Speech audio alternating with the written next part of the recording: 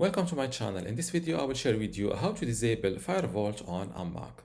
So first, click on this little Apple icon. Select System Settings. First, you will land on this general page. Scroll down to Privacy and Security.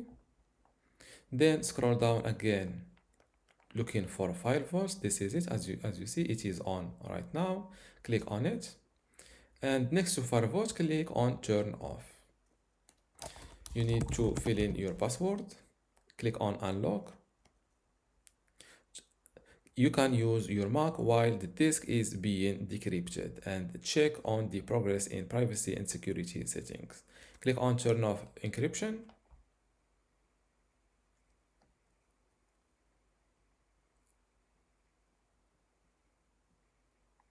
As you see, FileVault is turned off for the disk called Macintosh in HD.